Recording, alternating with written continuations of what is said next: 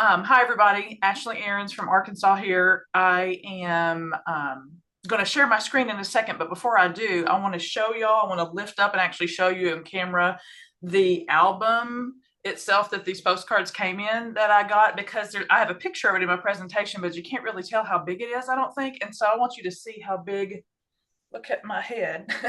Look how big this album is. And it had, the black paper, that they albums have that had the little slots for them to put the postcards in. But it's such a big size, and it's a suede kind of material. And you can see that it has the word postals, kind of probably wood burn or something into it, with heat. And it's like a poinsettia or some kind of thing. It says postals because that's what they called postcards at first, were postals.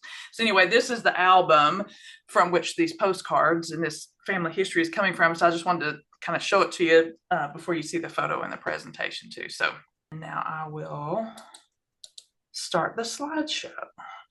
And I'll say that in my view, I can't see the chat comments at all. But if you have questions as we go along, you're all muted, so you can't really jump in, but please put your questions in the chat. And if we have time at the end, I'll take a look at them when I stop sharing my screen. All right, well, the title of this presentation, I hope, was compelling. Thank you all for being here to hear about it. So, we've all heard of the movie, Four Weddings and a Funeral. Well, this was Four Marriages and an Album of Golden Era Postcards, The Interesting Life of Iva Blanche Smith. So that's what we're going to be talking about tonight. And with that, I'll say that I'm going to give you, there's some of my slides just have words on them, and I'm going to kind of read them. I apologize for that, but I want to be sure I get it right. But as we go along, there will be postcards. There will be postcards injected in wherever I had postcards that from the album that related to what I'm talking about. I didn't have matches always, but where I did, I did. And so I'll read a little bit as we go along, but then you'll start seeing some postcards. So why are we here? Why are we here tonight? What are we talking about? Well, I'm going to tell you about this very interesting woman born October 14th, 1889 in Rossi, California, Tulare County is how, Shav, I think you told me to say both of those things. Yeah. Iva Blanche Smith was 18 years old in 1907. And those of us in the postcard world know how important 1907 was. That's when the golden era of postcards dawned. Iva was the perfect age at that to be 18 years old. She was a perfect age to be caught up in that craze of collecting and saving postcards sent from friends and family. In fact, she amassed a large album full of postals, as postcards were called then. That album was retained and preserved, full of postcards, not only by Iva, but by her descendants as well. And Iva's great-granddaughter, I had it wrong. It wasn't, I think in some earlier promotions, I thought it was her great niece, but it's great-granddaughter, is a friend of mine, Kristen Golick from Texas. And so Kristen came in possession of this album. In the spring of 2024, my friend Kristen and her sister Miriam were cleaning out the contents of their late parents' home in Texas when Kristen noticed that this album full of postcards had been added to the pile of items to be discarded. Knowing that I was a postcard person, her next action was to text me. Don't you love getting a text from somebody who says, hey, are you interested in old postcards? So that was amazing. So here's what I got from Kristen. So she texted these two photos and sent me this message saying, hey, I have a present for you. Most of these are dated 1907 through 1910, I think. They're all addressed to my great-grandmother. It's an entire album of them. We've been brutally cleaning. They were cleaning out their parents' home. Actually saved these from the trash pile for you. So can you imagine my happiness when I saw that text come across my phone? My husband and I were out to dinner, and I squealed. I mean, I literally squealed. It like sucked in my breath. I was like, oh my gosh, how wonderful is that? First of all, oh my gosh, thank goodness it was saved from the trash pile, because we know that millions and millions and millions of postcards from this era have wound up in the trash. And how wonderful that she thought of me and is just going to give them to me. I said, are you giving these to me? She's like, I'm giving these to you. And so I was thrilled about that. So that's how this whole escapade started. So months after I got that text, and my husband Kelly and I went to go visit Kristen and her husband in Texas, and we had hardly walked in the door of their house and dropped our bags, and out comes Kristen from her bedroom with this album, saying we got to sit down and look at this album. So we sat at their dining table and flipped through and looked at all the postcards in there, and she said, "Oh, and I also have this typed letter, this typed account that my great grandmother wrote that details her life." She wrote it all down. I'm like, "Oh my gosh, are you kidding me?" And so she brought that out, and as we were going through the album and looking at the postcards, she was reading me a lot of the details that I'm going to share with you, where her great grandmother had sat down and recounted her family's history, like her great grandparents, where they came from and all that, and then came down to her life and then hit the highlights of her life and documented it all. I mean, it's such a rich family history. And so you can see a few pages of it here. I mean, it's typed out, it's wonderful. And so I took every bit of the history that I'm sharing with you from this document, from Iva's own brain and her memories and her records that she kept and that she thankfully typed and shared and passed down to her family. So that's where we begin. Like I said, Iva had the details about her family and what they had been through before she ever came along. So her family's name was George. I mean, her dad's name was George Smith.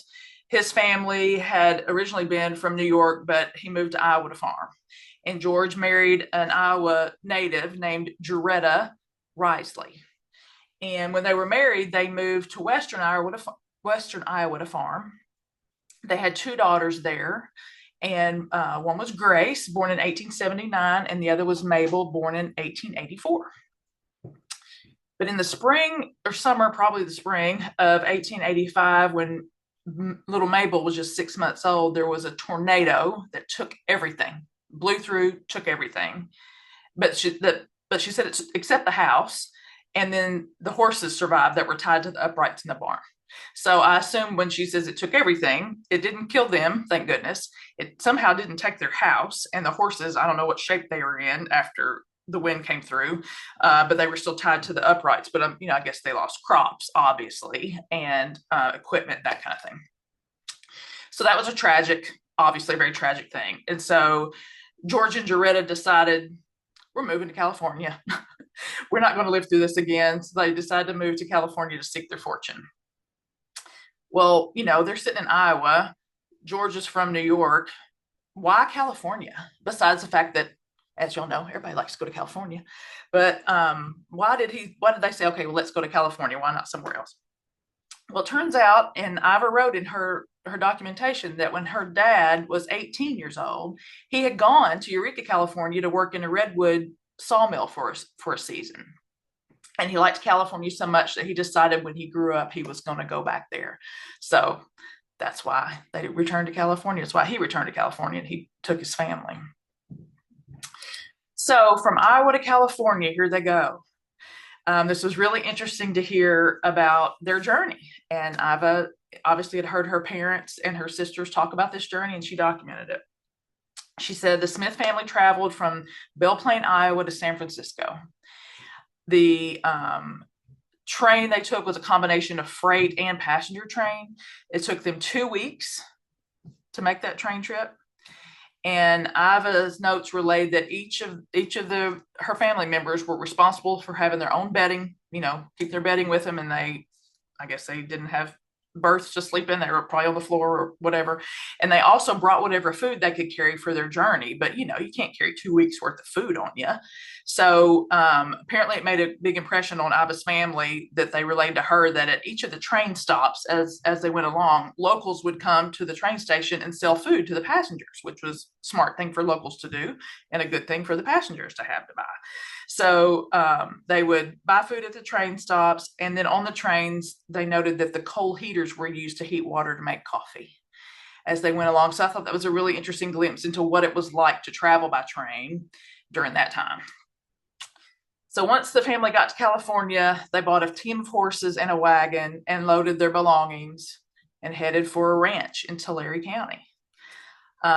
And I just kind of discovered this just in the last couple of days when I was rereading Iva's notes. I was like, well, did he just hope he was going to find somewhere to settle there? But it turns out George had gone prior to the move. He'd gone out there and had gone to look for property and made a down payment on the ranch that they were going to that day.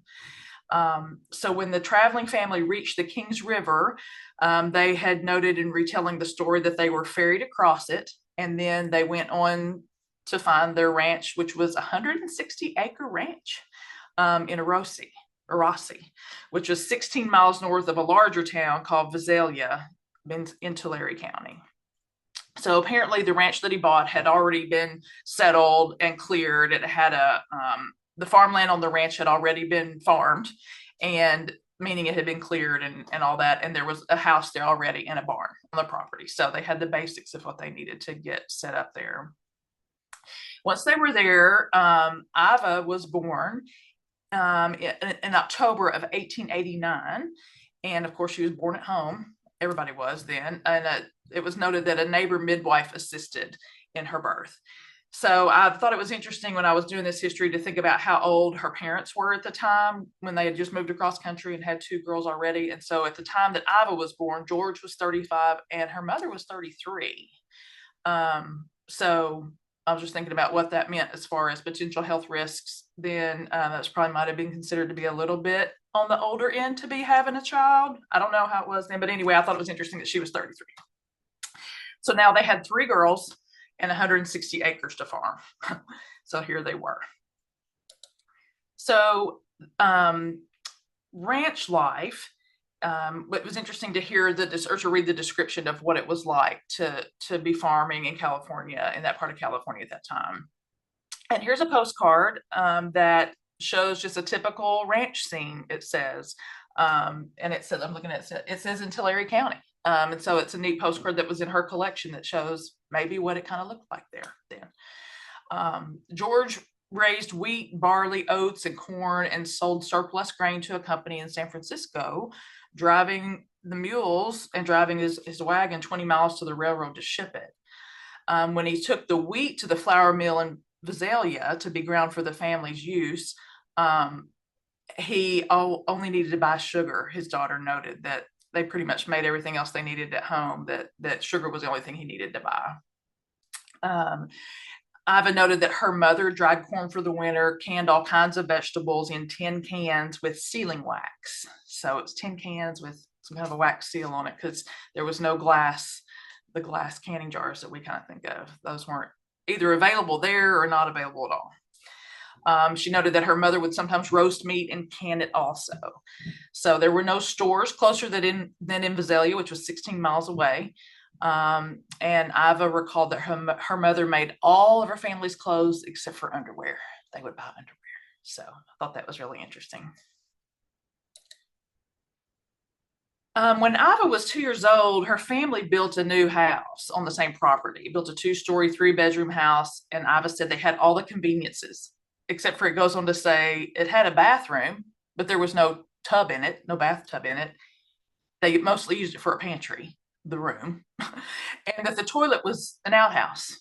And they used it like an outhouse and didn't have any toilet paper then. They used the Montgomery Ward catalog for the paper. So, everybody's always heard about that. In our part of the world, people say that they use the Sears catalog. So I guess Montgomery Ward was the catalog of choice out there. So that was interesting. They built a new house with all the conveniences, but still not a regular bathroom in the house. Iva wrote that by then the Southern Pacific Railroad had built a branch line or spur with a depot at the community of Monson and one at Traver, where most of the farmers then would ship their product, to market from. I've also recalled that some of the years were so dry, of course, it didn't have rain, that couldn't grow anything, that there was a company called S. Sweeten Company in Visalia that would finance the farmers until they could get a crop and then pay their bills back. And so I'm sure there was interest on that, but that was good that it helped them survive to when they could have a good growing season. But in 1901, when Iva was 12, the family sold this 160-acre ranch and bought property 2 miles west where the soil was better. Interesting that just 2 miles can make a difference in the soil, but it could also have to do with how much the soil on the ranch they were on had been taken care of or not taken care of, I guess. So they moved to the new property and they built a nice 2-story, 4-bedroom house. And it had outbuildings such as a tank house, a large barn, and a buggy shed. So that was a nice improvement. And the postcard I'm showing here is not in either of the railroad depots that I mentioned, that those towns, and I didn't have any in her collection that represented any of those towns, but I thought it was such a neat postcard of the Santa Fe Depot in Stockton, California. I thought I would put it here since we were talking about her dad taking his products to be shipped off the train. So that was new home place. And now we go to education and earthquake. Well, there was no high school in Orosi, which was nearby. So when Iva reached the 9th grade and was going to the one-room schoolhouse that was nearby, she just took the 9th grade over, just did it over again. And that the teacher at the time did start to work in some high school subjects for her and I guess other kids who were probably her same age. So she got a little bit of a jump on getting some high school education. But Iva had been taking piano lessons for a local woman for several years. And when she turned 16, her father either decided and knew about it or Iva had researched about it. I'm not sure. But her father took her to San Jose, to the King Conservatory of Music, to not only study music, but I wonder if there wasn't just additional regular education there for her to finish out her high school education. So let me just stop and say here, let me pause and say this here. When I was going through this album of cards, when I was sitting at my friend Kristen's house, I started seeing mentions of San Jose. And like you'll see this postcard that I have here is a very famous view. And I've seen other copies of this postcard. In fact, our club's, logo and everything shows this electric tower. And I'm sorry, I don't know what it is. But I'm sure this postcard showing it lit up at night was duplicated a gazillion times. But anyway, when I saw this postcard and saw that she had gone to San Jose to go to school, I thought, well, I've got to give a program to the San Jose Club. So I was happy about that. So that's why we're here tonight. So when Iva went to San Jose, which was quite a distance from where her family was living, she boarded or lived with a widow and took care of her 2 kids, probably for her room and board, and then went to school at the conservatory. And Iva's notes said that she got along fine at school. Not a lot of commentary there, but got along fine, so that's good. But y'all may be aware of something that happened. April 6, 1908, the Great San Francisco earthquake happened. Well, they were in San Jose, but it was so massive that it leveled many of the buildings in San Jose. And the school that she was going to was damaged. It wasn't destroyed, but it was damaged and it had to close temporarily. So Iva noted that it did reopen in the summer and she returned to San Jose after they had reopened it. So that was her education and earthquake. So I want to pause here and not talk so much about what Iva has said, but I want to show you some postcards that I think relate probably to this time in her life when she was at school. Iva's collection had several real photo postcards showing groups of friends and individuals that would have been the same age that Iva was at that time. So I really think they were her friends. And a lot of them weren't mailed to her. They were just given to, they had no postage, no anything. So they weren't mailed. They were just handed and given to people or maybe sent in letters. So I've grouped all of these together. I just want to show you these interesting photos of their friends, of her friends and all that. So this photo is so interesting. It's a group, obviously, of kids. I call them kids. And the caption on it says a bunch of sweets in quotes. And the date is March 10th, March 16th of 2008. And so they're obviously dressed up for some kind of an event. I don't know. I mean, it's not a Valentine banquet because it's March. And maybe there's a sweetest day. Maybe there was some holiday. I didn't think to look that up. But anyway, it was so interesting to see them. And they're kind of dressed up. I don't know if they're dressed up in costume or just dressed up. I don't know. But anyway, it's really a rich photo to look at. And they're obviously inside some auditorium or gymnasium or something. And there's no information at all anywhere on the back of it or anything. So this is all we know is what we can see by looking at it. But I thought it was a great photo. I couldn't really find who I thought was Iva in this group. but she could be there and I could just not know it. So there's that one. And then this is the photo that I used for, to advertise, or that shop used to advertise this presentation. And this is the only postcard in this whole collection that has any identification of anybody. And if you can see my cursor moving there in the bottom left of that photo, that says Iva there. And so Kristen and I, pretty sure when Kristen and I were together, we decided that we think this is her here, and that was indicating this is Iva. So that's why I put a circle around her for the promotion of this program, thinking I think this is the person we're talking about. I hope so, because that's how I think of her. But there's names of other people here, like there's this Eva English, and then Blanche, and then Gracie or something with an arrow here. But I didn't know if it's pointing to this person in the hat, but I guess is. But I was trying to also see if this was a caption or a name of what this area behind him was called or something. I wonder if anybody here or anybody watching in the future would have any way to recognize this view and what's behind them. There's farmland and crops, row crops, or vineyard something back here I can see. And of course, a ridge of mountains, but they sure are dressed up to be going out tramping around out on the side of a mountain, aren't they? So that's a great card. I'm glad to see that. And there are other photos from, I'm sure, this same day. So here's the same group having a picnic. And the caption, written on the negative and on this postcard here says, "Get busy and help." I don't know what that was referring to really, but look at that spread. How wonderful. They're having a wonderful spread, and they are all dressed for the party. I just think it's wonderful. And the photographer did a good job of posing them all and getting everybody pretty much where you can see them, and taking a real interesting photo there. But again, nobody's identified on the back. The place isn't identified or anything, but I think it's that same group. And the final one from this, I think it's got to be the same group. It looks like a bit fewer people, but they seem to be dressed the same. So I assume it's the same day. Maybe it's not, but at least there is a date here. And so this says April 5th of 2008. And it says after the drag uphill is what the caption says. You can barely read it kind of here. After the drag uphill is what it says. So I thought that was wonderful. And it's a nice glimpse into leisure time and leisure activities for young adults in this era. I'll just flip through and show you just some other pictures that were in her collection. They have no names on them at all, but they're real interesting studio photos, mostly of various folks that I'm sure were her friends, maybe her relatives, not sure.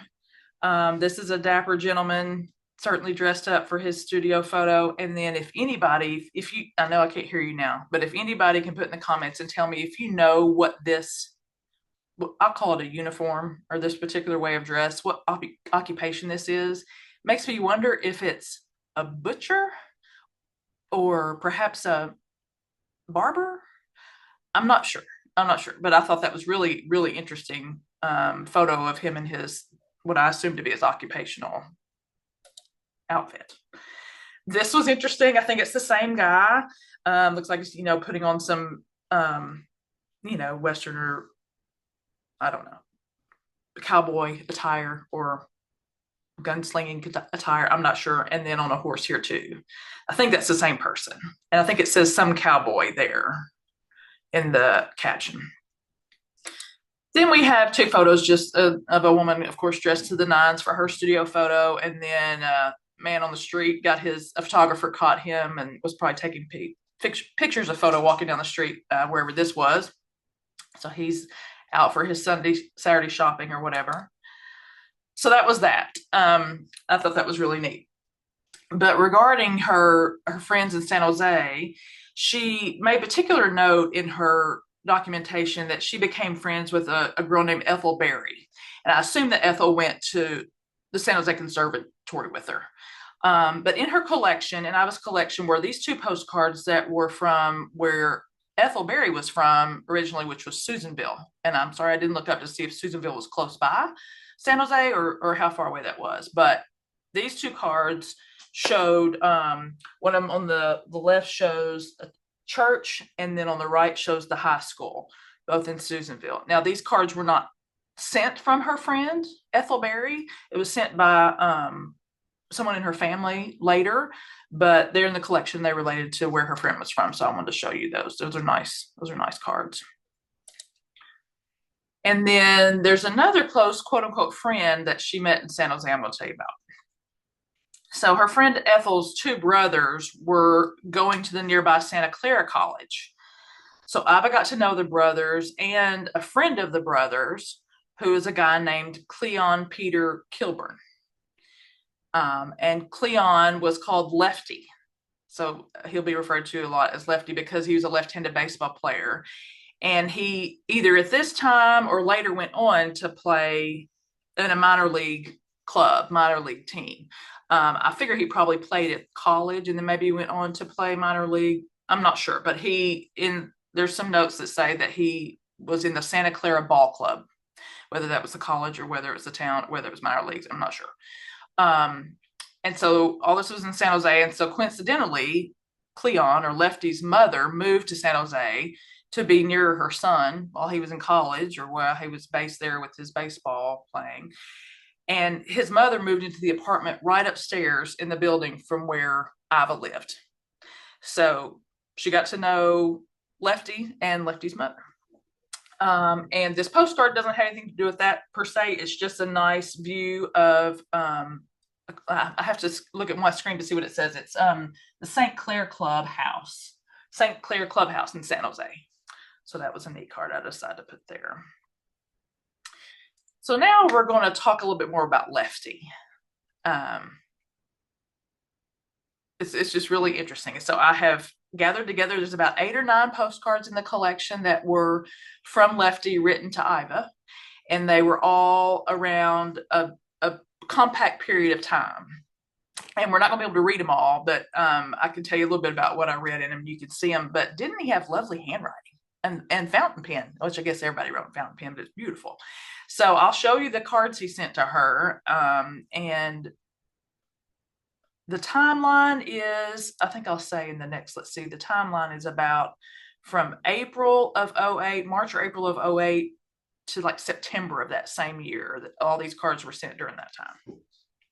So the card I'm showing now is, let's see, this one says it's a Battleship Alabama. And he wrote that, said thanks for something that he sent. I'm sorry, I can't read it. That she sent him, but he was replying to her.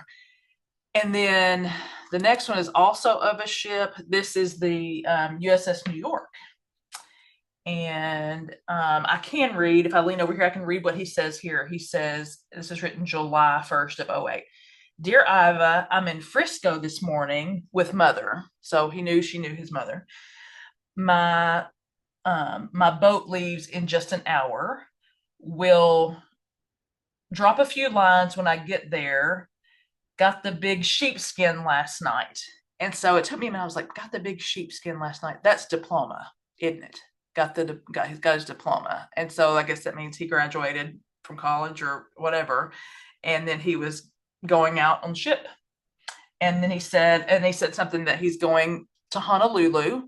And at the bottom, this is where I got the information. It says care of Santa Clara Ball Club, Cleon, signed Cleon. So he sent that as he was about to go to Honolulu. And sure enough, this card I'm showing now doesn't look like a card from Hawaii, but he sent it from Hawaii. And he had a lot to say, as you can see there. And now this was an undivided back. And so he had to write on the front. And so he did. He wrote her quite the message there on a very non-Hawaiian looking card. I guess he just had it or picked it up. And you can see the cancellation is Honolulu. And so it was sent back to California. The next card does look like a card from Hawaii. It shows the women making leis. And he said in this, he says, this is an everyday sight on the streets. These are the wreaths they throw around your neck upon landing here. We saw Saturday. Oh, I think he said we lost our game or something. Lost it today. going to take a trip to the country, something like that. So that was real interesting to hear what he was doing. And again, it was an undivided back too. So you can see he had to write all that on the front. Next, we have another nice card from Hawaii. He wrote on the front and the back. So that's a nice scene there. And then here we have, nice official tourist, cards. Really nice. And so he's writing her a whole lot and sending her these notes. Here's a pretty one of the sunset. And didn't write on the front on this one. And you'll see that he didn't mail this either. It was probably obviously enclosed in a letter. And so he wrote just all over the back. So seeing this made me realize, of course, he was writing her letters at this time too, not just postcards. And so there's a lot, obviously, that we don't know about their relationship or what he wrote to her. But anyway, we get to see these wonderful postcards. Then another one that this is a postcard of a hotel that he and the team that he was traveling with, I think he was out there playing baseball. This says the Volcano Hotel. And it's in what he writes at the top is, "This is the hotel where we finally landed. It's 3 miles from the crater. We had to walk that distance over lava in places, and it was difficult." Something about the crater and more about that. And yeah, I'm sure I could read it and figure that out. I'd like to transcribe it, but that's just really interesting. A first person account of him traveling to Hawaii and seeing the sights. And then his last card that were in this collection is this one. And Shav, I thought of you because it's a steamship. I thought this might be something you might be interested in. So it's the Oceanic Steamship Company. And, I'm sure it was a card they just had on the ship for people to send. But I guess he could fill in which ship he was on, and he didn't. But anyway, it was sent from Visalia after he was back. So anyway, that was interesting. So they had that correspondence happening for most of 2008. This is the last one. It was sent in September after he got back from Hawaii. So that was that. So they had, he says love, he signs his I didn't point that out, he signs Love Cleon in several of them. So they weren't just friends, I don't think. So that was that. Now we get back on to Iva's account of her life, and we'll pick that up. So the caption of this slide is "First Husband." So unfortunately, the music conservatory didn't do well in San Jose, even though after it reopened after the earthquake. And so it didn't do well and eventually closed. So Iva went back home to Rossi. A husband and wife from Illinois had moved into that community there. And the wife's brother of this family, lived with them. And his name was Lloyd Carl Elmore. Iva's firsthand account doesn't give any details of their courtship. The next thing she says in her entry was they married on November 1st, 1908. So that same year we were talking about. So they got married at a ceremony in her family's house, and Iva was 19. So Iva got married at 19. Not unusual at all for that time of the world. So she and Lloyd, though, moved out of California to Mason City, Illinois, where he was from and his family was from. And he had been left a piece of land, I think it was 20 acres of land, that he could claim when he was 21. So I guess he was 21. So they moved there, started farming. After a year there, they had their first son, Lloyd Carl Elmore, in 1909. But after just 2 years of being there, her husband, Lloyd, decided he wanted to move back to California to farm. So they packed up and went back to Tulare County. And this time they settled in the community of Cutler. So you can see this card that I showed you here there were a few cards. I mean, they lived for a couple of years that her family and friends sent to their Mason City, Illinois address. And, at that time, they're addressing her as Mrs. Lloyd Elmore, not Iva Smith anymore. So that was a nice card just to show, yep, they lived there and that was their address for a while. So Iva's father gave them 20 acres. That's where I got the 20 acres, I guess. Iva's father gave them 20 acres of land to farm once they got back in California. And then they had a second son, Cleon Jacques Elmore. He was born in December of 1911. So I put the asterisk by his name because this person, this Cleon, is the grandfather of my friend Kristen, who gave me this album. So Iva was her great grandmother, the mother of this child, Cleon Jacques Elmore, and that's my friend Kristen and her sister's grandfather. And so that's how I have this album, because he had it and then passed it on down. I want you to notice what their second son's first name is. It's Cleon. And I've not heard, I mean, I've studied my family history and other people's family history. I've never heard the name Cleon. Maybe it's out there, but I thought it was interesting that she had been friends with the other Cleon, who's named Lefty, that played baseball. And then her second son that she had, she named after her friend, Cleon. So anyway, that's Cleon Jacques Elmore, born in 1911. And then the next thing Iva says in her notes was about her husband she was married to at that time. Lloyd didn't want to work, so we separated in the fall of 1915. So 4 years after her second son was born, I guess she'd had enough of him not wanting to work and separated. But they didn't divorce immediately. She wrote that they divorced a few years later, even though they had separated. They divorced whenever Lloyd decided he wanted to marry somebody else. So they got divorced. And interestingly, I don't know, I'd like to know more details about it, that Lloyd got custody of the older son, Carl, when they divorced, and that Iva got custody of Cleon, the younger son. So Iva and her son Cleon went to live with Iva's sister Grace in Visalia. She went to work as a clerk at the courthouse there, just to work. Even though she was living with her sister, she needed to be able to provide for herself and her son. So she went to work as a clerk. And I have in my notes that Iva had noted that she was very upset that her ex-husband got custody of the older son, Carl. And I understand that. And tragically, that son, Carl, died in 1924 from a ruptured appendix. So Iva lost her first son, even though he wasn't living with her at that time. I don't think. It's very tragic that she lost her son in 1924. So there's that. But her younger son, Cleon, obviously lived, had a family, the descendants of whom I know. So here we are. The caption of this is second husband and ... meeting up with an old friend. There we go to like another entry with no details about it. She just says that she married a man named Arthur Kelly in April of 1919 and continued to work at the courthouse. And she was 30 years old at that time. And they had no children during their marriage. So in 1930, 11 years later, her son Cleon graduated from high school in Visalia. And in that August, Iva talks about in her notes that she and some friends from the courthouse, her fellow coworkers, went on a train trip for 2 weeks to Alaska. So they must have saved up. I mean, that's really, really nice. It's not cheap to go to Alaska now. I'm sure it wasn't then. So good for them going on a 2-week trip. But I put in a box here and put in quotes in italics for you to see this entry. It's really interesting. She says, I stopped in Chico to visit Grace Ross, who was in my class at school. She was married and living there. I went to Red Bluff to get on the train the other 3 friends were on that she was traveling with, and Cleon Peter Kilburn, Lefty, met me there at the train station. We visited that evening until midnight or 2 a.m. when the train came to pick me up.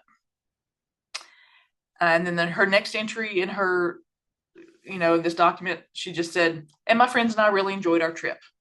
She didn't say anything about what she saw in Alaska, what she remembers seeing in Alaska, but she gave us some details about meeting up with her friend Lefty and visiting with him all night. Or until 2 a.m. I thought that was really interesting. I think that's all I have to say about that. All right. So the next slide is what happens next. Well, Lefty kept in touch, and soon his wife died, is how it was in her notes. Her next sentence was, I went to Reno, Nevada to get a divorce from Arthur Kelly. So there you go. She and Cleon Lefty Kilburn married on March 16th, 1931, when Iva was 42. And just remember, they had first met in 1907 when she was 18. So they went home to Susanville, which I don't know if that's where Lefty had been living already, or what, but you remember she had a friend who had been from there. So they went home after they got married to Susanville, And the next day, all their friends came over bringing refreshments and homebrew, etc., and had a big party, it sounds like. So that sounds like a really joyous occasion. So I thought that was great. Life with Lefty. Life with Lefty. So Lefty was no longer playing baseball. He had become an electrician, and he was actually working as an electrician at a local lumber company, but then he wanted to begin his own business. And he did, but then in 1943, when the World War II made materials hard to get, he, I guess, wasn't able to make money as an electrician or have his own place. So they went to Oregon, where Lefty worked at a shipyard until the war ended. They kept their house. They rented out their house, she said. They didn't sell it. And so after the war was over, they came back. But Lefty missed the electrical work, and so he went into business with a friend, buying an electric shop in Newman, California. But in 1951, when Lefty turned 65, the other couple they were in business with bought them out. And so Iva and Lefty sold their half, and then they went and bought a house on top of a hill near Aptos. I couldn't quite read the typing. It was Aptos or Aptus, which is 6 miles east of Santa Cruz, she said. And then they later moved into a house trailer in Santa Cruz, and then later in Morro Bay, where they also bought a travel trailer, which of course were gaining in popularity during that time. And they traveled a lot over the next few years, even to Mexico. They went to Arizona and various places around the Southwest, and apparently had a really good time traveling. They were in a town called Hemet, Hemet, California, where Lefty died following a heart attack on April 13th, 1958. So that was sad. So he died, but they had a good time. So fourth husband comes in now. Iva married her childhood friend. She'd known him in school. His name is Ed Gamlin, in December of 58. Lefty died in April of 58. And I'm not casting any shade on Iva, because I don't know if she was working, and had any means to take care of herself. Don't know what kind of assets she had left over from Lefty in their business. Don't know. And don't blame her for wanting to get married. And so she married Ed. And turns out that Ed's wife had died a month before Lefty had died. So they knew each other from childhood. They had both lost their spouses right around the same time. And so they got married. And Iva was 69 at that time. That couple, when she married Ed, they also traveled a lot, and eventually moved to Sparks, Nevada, where Iva's son Cleon and his wife had moved to and lived. So that was nice. That's where they lived there. And then it turns out Ed died in 1970 and was buried in Merced, if I'm hoping I'm saying that right, California, and in the same cemetery where Cleon or Lefty was buried. So I get choked up. I still get choked up now. When I was reading one of the last notes that was in, this last note that I have on the slide here of what Iva wrote. And remember, she had written like all those pages I had shown you of all her documentation of her family's life, her life. Sorry, all the husbands she had lost, the things she had done. And then she just basically said, from here on, I don't know what'll happen. I just know I love Lefty so much, and he's all I can think of. So I got very attached to this family.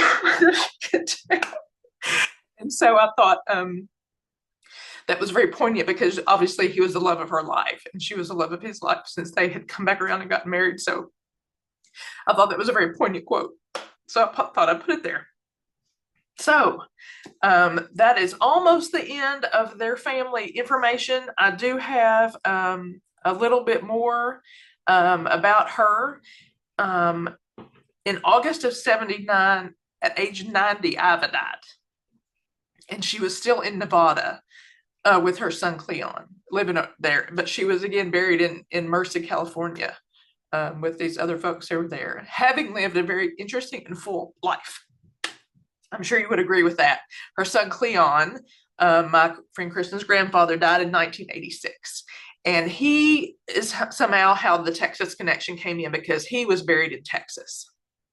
And so that's where my friend Kristen is from, her family are from. So that is Iva's very interesting life. And I thought it was great.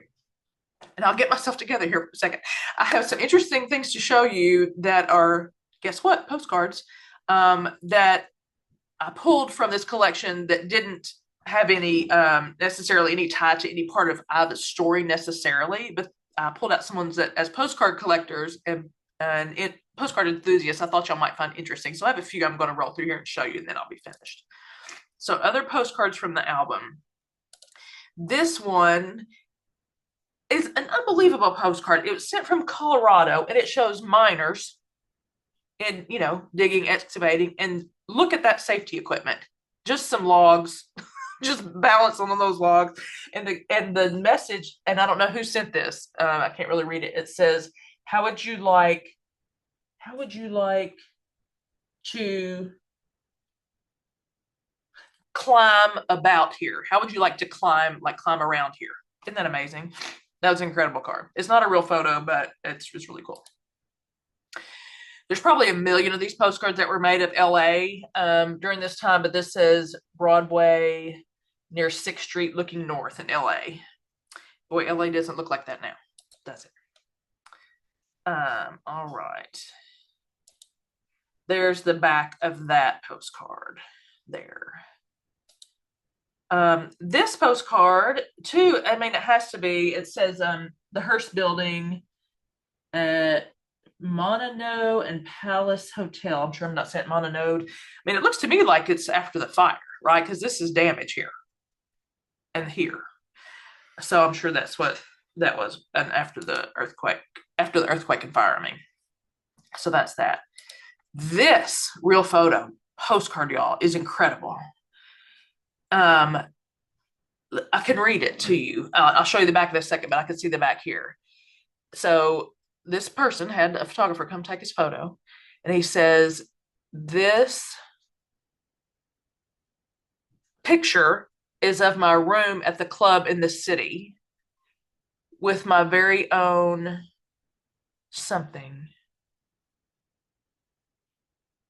And he was saying this is a picture of me in my room, basically. So the photographer come take his picture of him in his room. He said, "Dear friend, I'm on my vacation, spending some time with your parents or my parents." Really interesting. And so this is her friend, Frank. And I saw other postcards from Frank.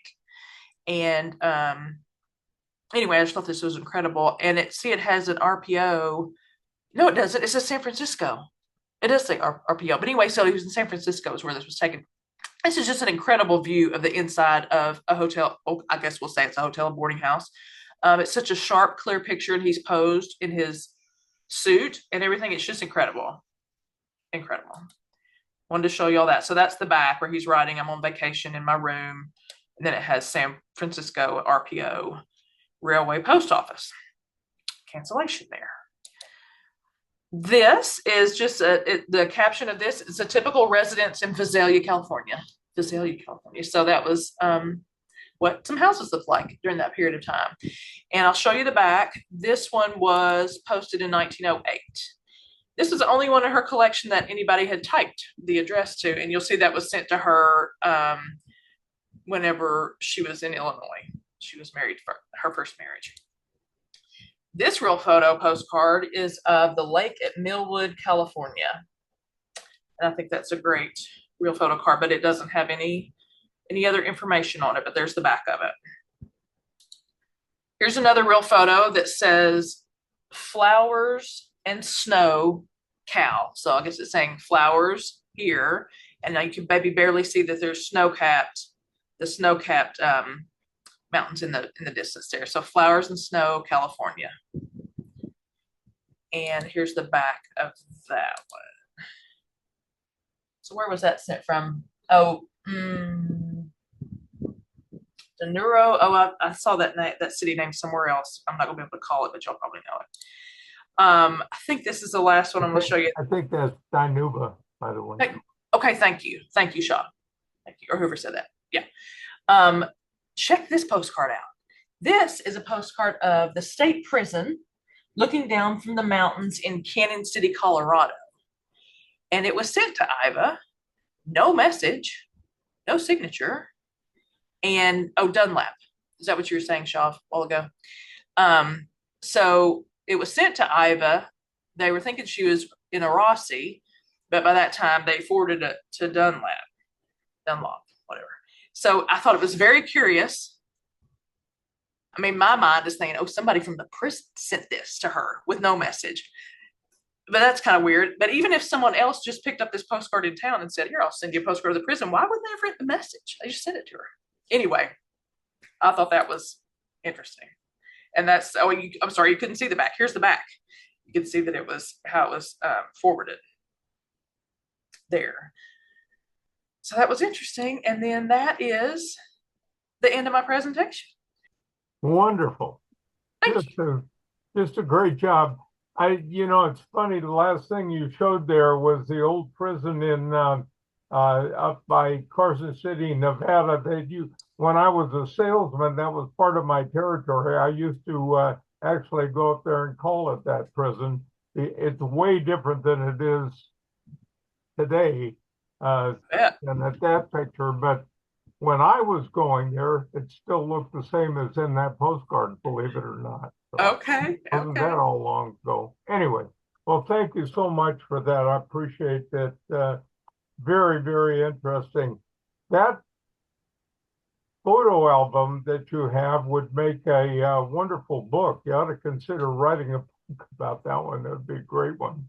It really kind of writes itself, right? She basically wrote the book to go along with the cards. Yeah, I mean, it's wonderful for sure. I wonder why the descendant don't want to keep it. There's there've been a lot of families obviously during the years that have made that decision. That's why we have postcards that we get to collect that are no longer with the families. From what I know, and I know my friend will be watching this, at that time she and her sister had a lot to clean out of her mother. Their mother had died many years before, and then their dad died recently, and all their things were just still in that house. And so they kept a lot of family things. But you just can't keep everything, I guess. And they had a copy of this narrative history, obviously kept that. And then they looked through the postcards, I think, and then knew that I would appreciate them, and I do. And so I don't know. I didn't really ask her. I think they appreciated it, but those of you who've had to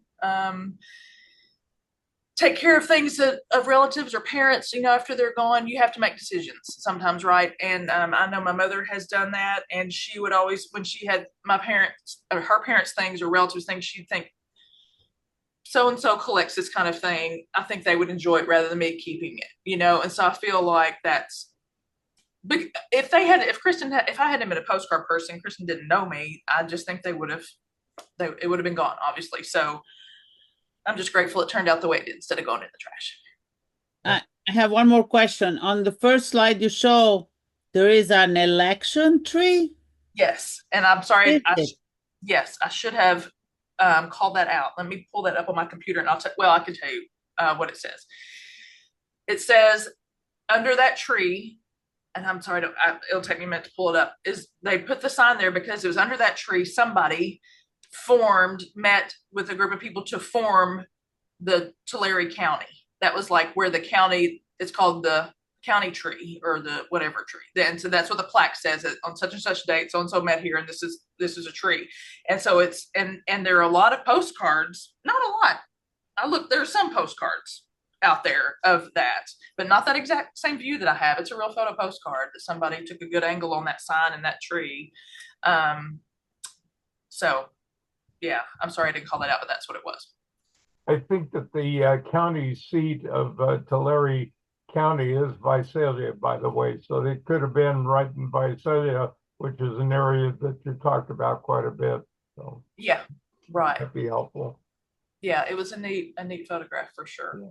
I was going to mention to you, you asked about the location of that photograph with all the people standing around in the background. My guess would be that it was probably Alum Rock Park, which is kind of in the east portion of San Jose, up in the hills a little bit.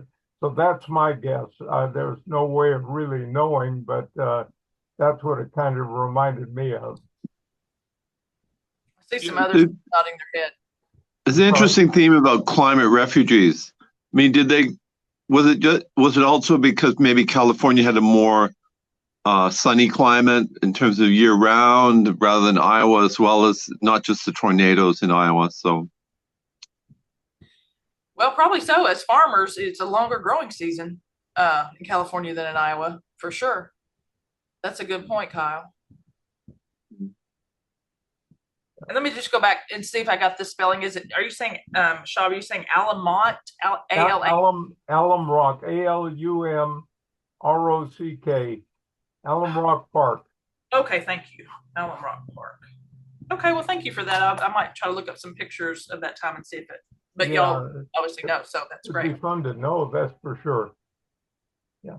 Thanks. I just found that whole thing very, very interesting. Part of my territory for the years that I was working, which has been more than 10 years ago, that I used to travel all up and down the San Joaquin Valley, which is all where all of these locations are.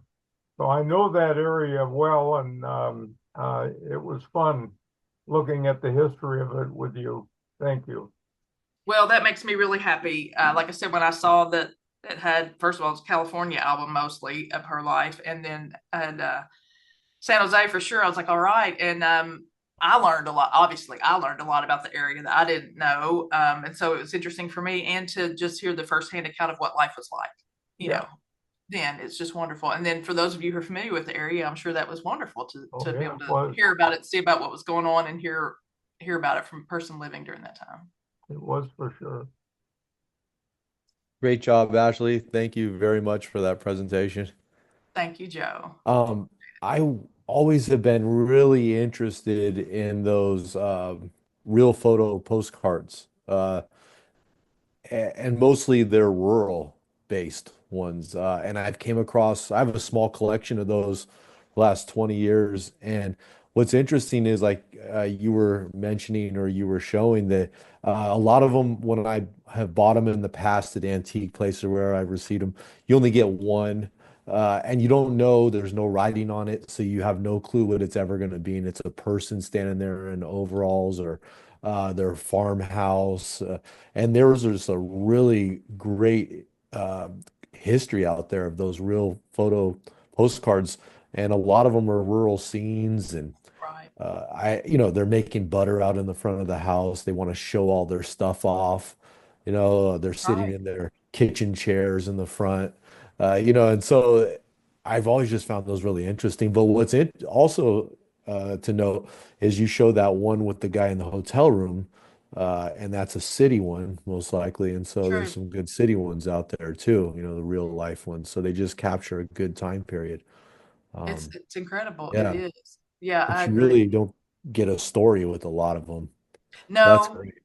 yeah, you don't get a story with a lot of them.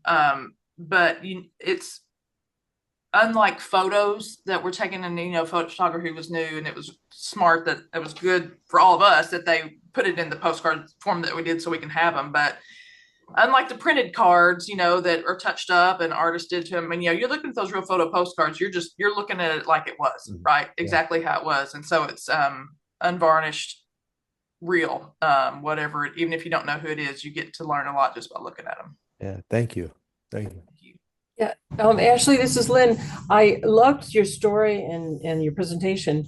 And at the beginning, I was like, why did she think that he named her son after that guy? And then I saw that it really did fit with the whole idea. It did, didn't it? It was really a love story. It was interesting. Yeah. I mean, it can't be a coincidence. It cannot be a coincidence that she named her, at least she didn't name her first son after him, but her second son she did. We'll never know if it's coincidence or not, but it turned out to have a recurring thread through her life that way. Yeah, I thought it was neat. Too bad she couldn't marry him on the first time and maybe stay married the whole life instead of having 4 husbands. I know. Something else I'll tell you about that, though, that I didn't mention, is that Lefty had also been married before. Well, I said it, his wife died. So it was clear that his wife had died. and then they got married. So he was married too. But yeah, I don't know. I figure if he was traveling with baseball, that he wasn't ready to settle down. He was still traveling at that time when they were corresponding, and she, I guess was ready to settle down. We'll never know. But you're right. It's a shame that they couldn't have more time together. Also shows that we're dealing with an older generation that has sufficient affluence to travel in retirement as well. True. They're not tied down. So it's a later generation compared to, let's say, 20 years before, and part of that's Social Security, and part of it's, the post-war affluence. Like, so that, Lefty ends up working in the shipyard. He must have, made a lot of overtime and hours during the war, and so there's more prosperity in the 50s that enables, a more comfortable and interesting retirement for Lefty and Ida.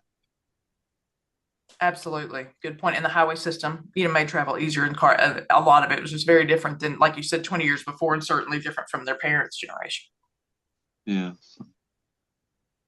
Yeah, the interesting, Ashley and I talked about this before, but divorce back in those days was something that didn't happen very often at all. It was very rare. And I was sharing with her when we were kind of previewing this a couple of days ago that that happened in my dad's family, and very, very rare situation at that time. Usually when you married, you were married for life. So that was an interesting thing, a woman being married 4 times over, and then at the end, like you said, coming back to Lefty being the love of her life. So very interesting. And she was divorced twice, right? That's right. She was divorced twice. Yeah. That's right. And you're right, Shaw. I'm glad you brought that up, because we were talking about it, and it was, not, it was something that was frowned upon, right? Yeah. And people did not do it, or were hesitant to do it for the repercussions that it might have. And it was interesting to me, and I'm glad that she wasn't marked for life as a divorced woman that nobody would ever marry again. I'm glad that that wasn't the case for her, but I think that was the case for a lot of people. It could have been the case for a lot of people. But also it's interesting that she initiated the divorce. She sure did, didn't she? She was like, he's lazy, I'm out. No. Right. But that's even rarer, because other husbands will leave his wife and therefore force the divorce. But no, she left him. Yeah. She must have been feisty, a very confident, independent person. And she may have initiated the second divorce with similar circumstances, maybe laziness or something like that. And she would decided that she's got to be the one, to move on. So that's why maybe she didn't have a bad reputation or something if she didn't, because why not, if someone's not doing the right thing. Yep. Yeah, that's right. I wish we knew. Very interesting, though. Well, thank y'all so much for your attention and for asking questions and all that. I really enjoyed putting it together.